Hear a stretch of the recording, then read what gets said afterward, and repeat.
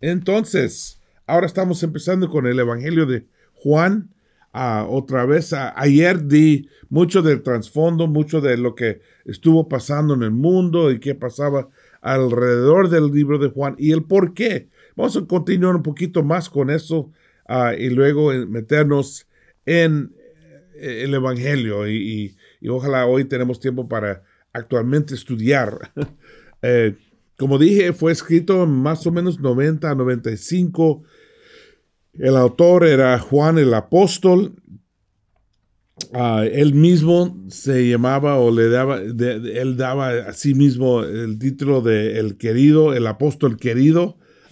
Creo que Jesús sintió lo mismo y ojalá Juan no solamente le dio él su nombre por su propio capricho. El propósito lo encontramos en Juan 20:31, pero estas se han escrito para que ustedes crean que Jesús es el Mesías, el Hijo de Dios, y para que creyendo tengan vida por medio de él. Entonces, eso fue el propósito, básicamente presentarnos quién es Jesús, ¿no? Y vamos a hablar mucho de eso. Más también sabemos de Juan, que era un judío de Israel, es decir, no era un judío de afuera, era de Israel, pero por supuesto era de Galilea, que era una región más metropolitana en el sentido de, más universal, en el sentido de gente de todas partes del mundo, de Roma, de griegos, judíos, todos mezclados. Entonces, era una parte de Israel que no era, bueno, muchos más gentiles. Entonces, él creció en un ambiente más universal. Pescador era de Galilea, eso era su negocio. Uno de los hijos de Zebedeo, era hermano de Santiago. Santiago era su hermano. Pescado con socios, pescaba. Tenían como un negocio. Muchas veces presentan a Juan y a los apóstoles como si todos eran súper pobres y no tenían nada. No es cierto, tenían un negocio. No es decir que eran ricos, pero tampoco eran súper pobres. Eran, yo diría que de media clase, ¿no? Que tenían algo, pero no mucho. Es así, era su negocio de pescar. Anterior seguidor de Juan el Bautista, él seguía a Juan, era uno de los discípulos de Juan, y así encontró a Jesús y él, obviamente, él estuvo buscando la verdad, ¿no? Después de un año siguiendo a Jesús, fue llamado a ser discípulo de Jesús y a ser apóstol. Parte de los tres discípulos cercanos, siempre tú ves que Jesús tenía sus relaciones. Los tres principales, que eran Juan, Santiago y Pedro, y estuvieron ahí cuando pasó la transfiguración, estuvieron ahí cuando sanaron la hija del jefe de sinagoga, estuvieron ahí en momentos importantes, ¿no? En el jardín de Getsemaní, estuvieron ahí los tres. Es decir, que era uno de las personas más cercanas a Jesucristo. También tenía ¿cómo se dice? Como eran compañeros él y Pedro cuando proclamaron a Jesús a todo el mundo en el libro de Hechos. Lo encuentras juntos, los dos. Era uno de los líderes principales de la iglesia en Jerusalén, uno de los pilares. Fue exiliado a la isla de Patmos por los romanos para pararlo, ¿no? Porque él era una fuerza tan grande en el crecimiento del cristianismo. Entonces lo pusieron en una isla. Yo fui a esa isla y subí, y tienes que subir una escalera muy alta. Es una isla pequeña, pero en medio del mar del Mediterráneo. Y ahí vivía Juan. De hecho, tiene un letrero que dice Juan durmió aquí. me gustó eso. Esa escena que yo tuve que subir muchas escaleras, muy hasta es como una montaña saliendo del mar, ¿no? Y esa escena de todo lo que pasaba con Juan lo robaron para la película de Star Wars, porque ahí vivía Lucas el Jedi que vivía en la montaña, en una isla en el mar. Todo eso era Juan el Bautista, Juan el apóstol. Um, y también, por supuesto, él escribió el libro de primero, segundo y tercer carta de Juan, el libro de Juan o el Evangelio de Juan, las cartas de Juan y Apocalipsis, que es muy importante entender eso porque mucho de lo que nosotros sabemos de quién es Jesús y de qué está pasando en este mundo viene de Juan. Y gracias a Dios escribió un evangelio. Y obviamente el Espíritu Santo quería un mensaje más o otra ventana para mirar y ver las cosas, ¿no? Y nos dio el evangelio de Juan. También encontramos ahí en el libro de Juan las 7 declaraciones de quién yo soy, ¿no? Cuando Jesús decía yo soy, él dijo, yo soy el pan de vida, yo soy la luz del mundo, yo soy la puerta, yo soy el buen pastor, yo soy la resurrección y la vida, yo soy el camino de la verdad y la vida, yo soy la vid verdadera.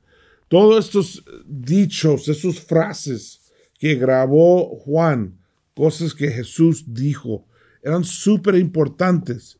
¿Por qué? Porque los primeros 300 años de la historia de la iglesia fue una gran batalla sobre quién era Jesús. Mucha gente discutía si era solamente un profeta. Algunos discutían que solo era un espíritu, ¿no? Que no tenía cuerpo. Otros discutieron que era nada más un profeta o hombre bueno o todas esas cosas y negaron la resurrección o negaron que era Dios él. Eso era un punto fuerte ahí de que algunos no querían aceptar que él era Dios y qué era su propósito. Entonces, obviamente el evangelio de Juan, siendo el último evangelio, él puso en el evangelio qué dijo Jesús en cuanto a quién era él. Entonces, por ejemplo, aquí tenemos estas frases, cada uno nos enseña mucho de Jesús, de quién es él, el que nos sostiene, ¿no? Porque es pan de vida, es el que nos enseña, nos ilumina, porque es luz del mundo. Todos tenemos que pasar por él, ¿no? Nadie puede ir al cielo, nadie puede ir al Padre sin él. Por eso oramos en nombre de Jesús. Por eso hacemos todo en nombre de Jesús. Por eso el cristianismo es tan importante. No es igual que cualquier otra religión. Es superior, es más grande, más importante. Y algo importante aquí en esta frase, yo soy, porque obviamente él no estuvo hablando español. De hecho, él habló en arameo, pero fue grabado en griego. Y en griego, yo soy es ego eimi.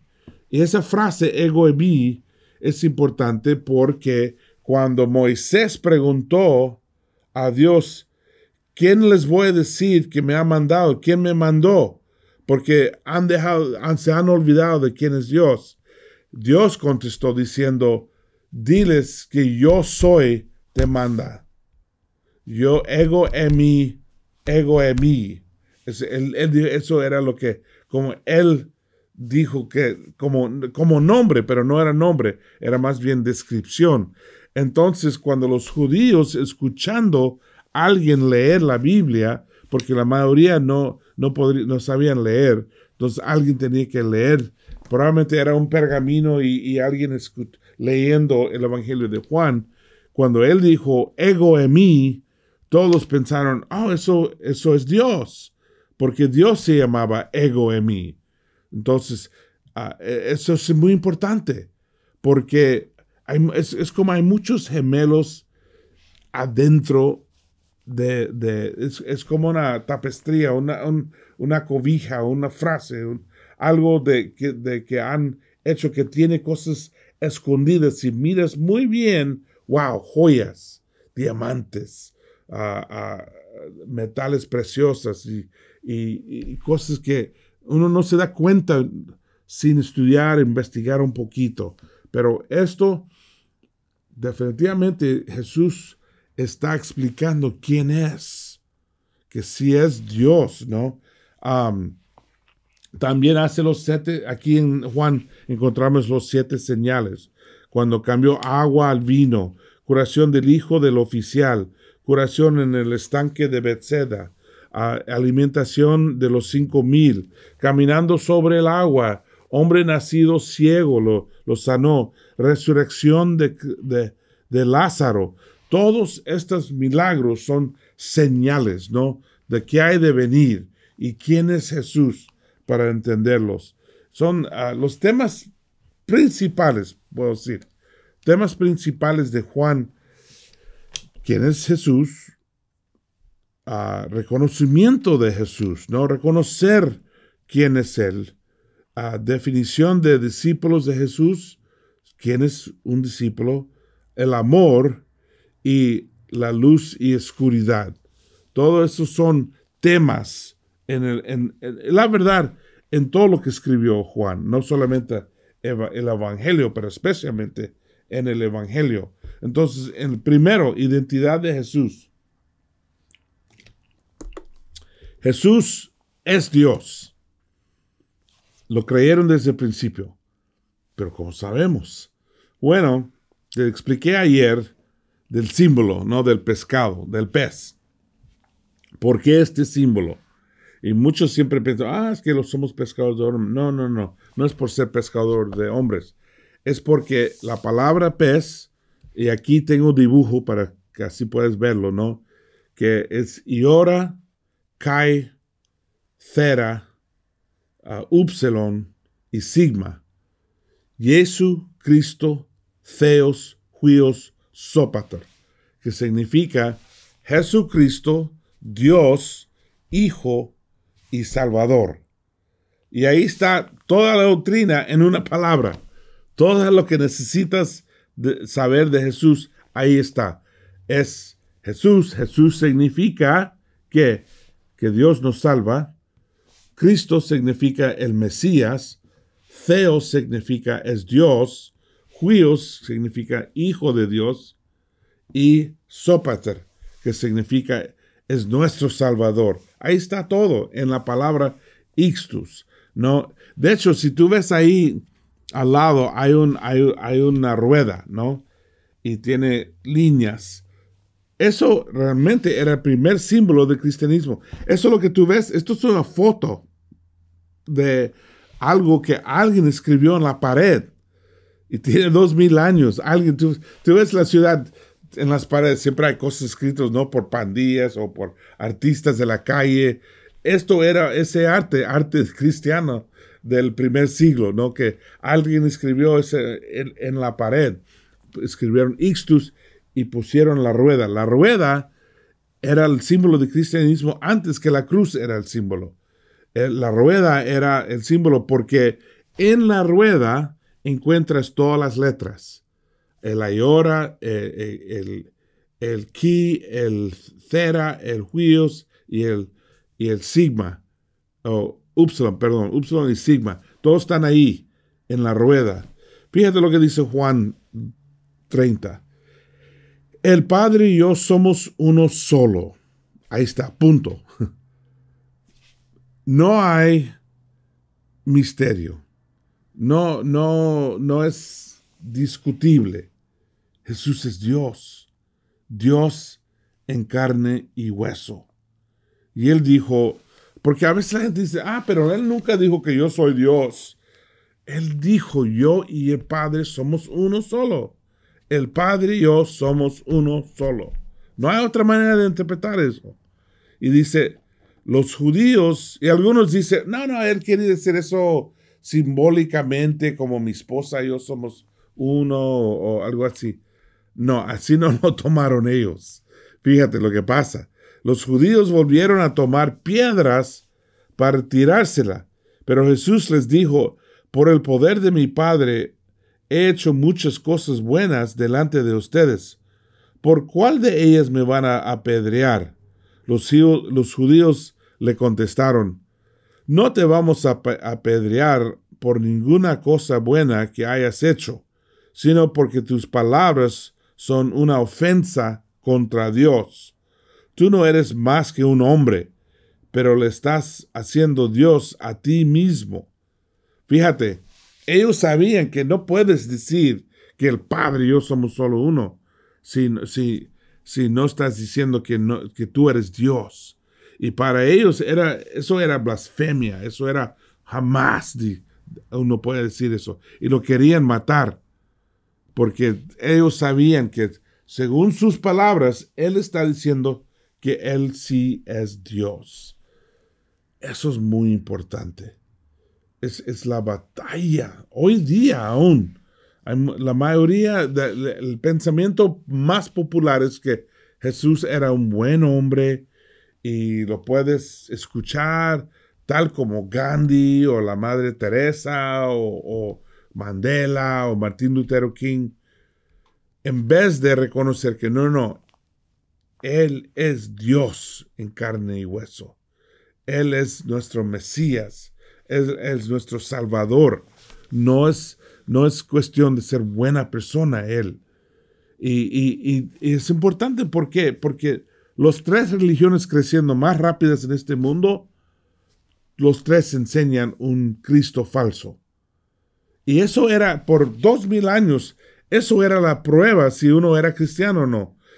Tenía que reconocer que Jesús es Dios en carne y hueso, que Dios vino y nos visitó. Yo recuerdo que yo tenía un muchacho visitando mi charla y él era de otra religión y él quería decirme, no, eso es una locura pensar que Dios vendría en la forma de un hombre.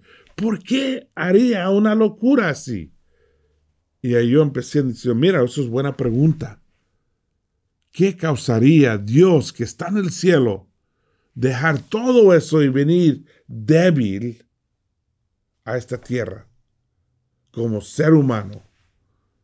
La única motivación sería que nos ama y nos quiere salvar, nos quiere y nos quiere ayudar. Y ahí empecé el Evangelio. Mira, la Biblia es muy clara, pero Juan toma pasos extras para explicar y para hacerlo firme y fuerte, la doctrina de quién es Jesús. De hecho, en el libro de Juan, y por fin llegamos a leer, ¿no? A leer los versículos. Dice, empezando, en arge en hologos, kai hologos, en prostontheon, kai theos, en hologos. Que básicamente lo pone claro, ¿no? En arge, como ya te dije ayer, es en el principio, ¿no? Que también hace la gente pensar en el libro de Génesis, porque así empezó Génesis, pero Génesis empieza diciendo en el arge Dios, ¿no? En arge Dios, pero aquí en arge el logos, que es el símbolo. Ahora una cosa de literatura, de que el capítulo 1 es lo que se llama una cayasma. Es decir, que tiene un patrón de cómo lo presenta, ¿no? A, B, C, D, C, B, A. Empieza con la identidad de la palabra, luego el testimonio de Juan, luego la encarnación de la palabra, luego la reacción de la palabra. Y luego empieza a salir otra vez repitiendo lo mismo. La encarnación de la palabra, el testimonio de Juan y la identidad y la misión de Jesús. Básicamente entra y sale igual. Es un cayasma se llama. Pero en español, ¿qué leímos? En el principio ya existía la palabra. Y aquel que es la palabra estaba con Dios y era Dios. Es decir, que desde el principio, Jesús ha existido. Él es el Logos, ¿no? Ahora, te digo esto, yo estoy pronunciando Logos como lo pronunciaremos en español. ¿Por qué? Porque así me enseñó mi profesor. Muchos les enseñan a decir Logos. A mí no me gusta eso y no creo que es la pronunciación correcta, pero la realidad es nadie sabe. Pero como la mayoría del mundo de Europa tiene la misma forma de pronunciar las letras como en español, el O es O, ¿no? Entonces yo creo que es logos. Pero en el principio existía el logos, o aquí dice la palabra. Y sabemos quién es la palabra, ¿no? Sabemos porque más tarde él dice que la palabra vino y vivió con nosotros, que está hablando claramente de Jesús. Y dice, en el principio ya existía la palabra y aquel que es la palabra estaba con Dios y era Dios. Ahora, desde la primera frase dice algo que es imposible en el mundo físico en que vivimos nosotros. Alguien no puede estar con alguien y ser alguien. O son la persona o están con la persona. Pero es imposible estar con la persona y ser la persona. Pero no estamos hablando de carne y hueso. Estamos hablando de seres espirituales. Y cuando estamos hablando de seres espirituales, todo es posible. No están limitados por las reglas físicas de este mundo. Y lo que muchas veces pasa es, como yo dije el otro día, que si es posible que alguien con mente, con límites de tiempo, de educación, de conocimiento, puede entender a alguien que es sin límites, omnipotente, omnipresente y sabe todo. No, es imposible entender eso. Pero lo dice aún para ayudarnos. Y hay cosas que nunca vamos a entender en esta vida cómo funciona. Está bien. Está bien. Como yo dije ayer, tuve que aceptar, o fue hace unos días, tuve que aceptar que Dios no me explica todo. No me explica todo. Ayer yo terminé, era mi aniversario de ser cristiano. 38 años de ser cristiano. Y en los 38 años me he dado cuenta de que Dios me explica lo que necesito saber. Todo lo que es necesario, Él me lo da. Pero hay muchas cosas que me interesan, tengo curiosidad. No me lo explica. Y por eso yo tengo que ser un hombre de fe. Y fe requiere confianza. No es solamente aceptar la verdad, es depender y tener confianza en Él. Entonces, yo tengo confianza en Él. Que no entiendo todo, pero yo sé quién es Dios. Y yo sé que Dios es bueno. Y Dios hace todo correcto. Entonces, puedo confiar en Él. Y mi vida ha sido tan bendecida por eso. Por confiar en Él. Y básicamente es lo que todos tenemos que hacer. ¿Cómo funciona que es Dios y con Dios y todo eso? No sé. Es cosa espiritual. Cosa que yo no entiendo. Pero yo sé que es la verdad. Yo sé que Jesús es mi Dios. Y dice, Él estaba en el principio con Dios. Por medio de Él, Dios hizo todas las cosas. Nada de lo que existía antes fue hecho sin Él. Juan lo hizo claro de que Jesús no apareció en este tiempo hubiera sido hace 90 años. Él existía desde el principio. De hecho, todo lo que fue creado por Él. Y dice, nada de lo que existe fue hecho sin Él. En Él estaba la vida y la vida era la luz de la humanidad. La vida, no bios, que es una palabra para vida. Zoe, la otra palabra para vida, que significa una buena experiencia, la calidad de la vida, de vivir y estar contento con tu vida. Eso es Zoe, que Él es el Zoe y la luz. Luz, ¿para qué necesitamos luz?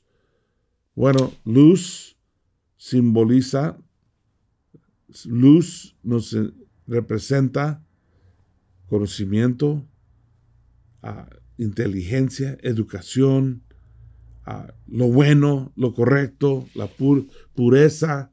Luz representa ser educado y saber y entender.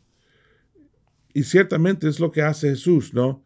Cuando entramos en un cuarto oscuro, prendemos la luz. ¿Para qué? Para ver el camino, para ver obstáculos, para asegurar que no hay peligro, para saber qué está y dónde está todo.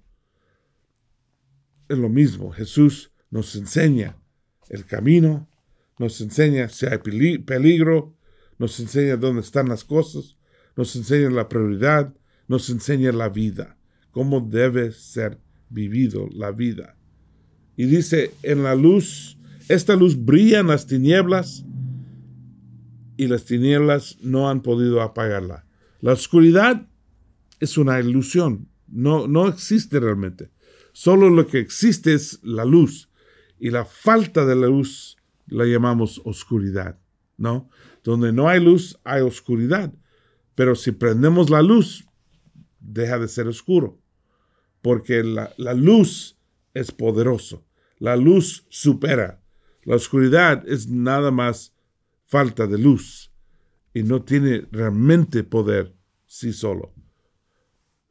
Entonces, desde el principio del capítulo 1, Juan lo hace muy claro. Jesús es Dios. Él es nuestro Dios. No es profeta, no es hombre bueno. Tal como el estudio de Hebreos lo pone muy claro quién es Jesús. Y ahí empezamos. Y ya terminamos de tiempo. Entonces continuamos mañana. Gracias, hermanos. Y nos vemos mañana. Chao. Cuídense, por favor. Ahí estaremos juntos mañana. Bye bye.